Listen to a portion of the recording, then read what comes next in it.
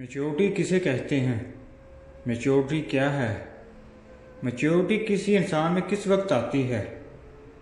Maturity کا ایک level یہ ہوتا ہے کہ آپ وضاحت دینا چھوڑ دیتے ہیں اور خاموش ہو جاتے ہیں، بحث نہیں کرتے۔ اگر کوئی آپ کو برا بھلا بھی کہہ دے تو یہ کہہ کر مسکرا کر آگے بڑھ جاتے ہیں کہ یس آئی ایم۔ اس کا مطلب یہ نہیں ہوتا کہ آپ سچ میں ویسے ہی ہوتے ہیں۔ فرق صرف یہ ہے کہ وہ بات آپ کے لیے اہمیت ہی نہیں رکھتی۔ یاد رکھیے، گاڑی کے پیچھے کچھ فاصلے تک ہی کتا بھونکتا اور دوڑتا رہتا ہے۔ نہ ہی کتا آپ سے گاڑی چھیننا چاہتا ہے، نہ گاڑی میں بیٹھنا چاہتا ہے، اور نہ ہی اسے گاڑی چلانی آتی ہے۔ ایسے ہی زندگی کے سفر میں کچھ اسی عادت کے لوگ بنا کسی مقصد کے آپ کی راہ میں رکاوٹ پیدا کرنے کی کوشش کرتے ہیں۔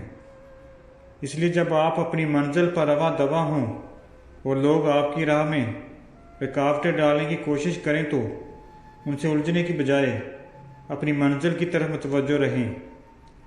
یاد رکھیے، آپ کو تلخ نہیں ہونا، آپ کو بدلہ لینے والا نہیں بننا، آپ کو چالیں چلنے والا نہیں بننا، جال بچھانے والا بھی نہیں بننا۔ آپ کو ایسا بھی نہیں ہونا کہ آپ شاطر کہلائیں، اور ایسا بھی نہیں کرنا کہ آپ گرے کھودیں۔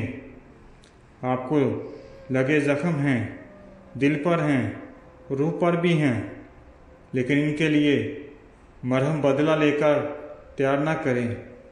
مرہم آسمانی ہی اچھے ہوتے ہیں، مرہم رحمانی ہی شفا دیتے ہیں۔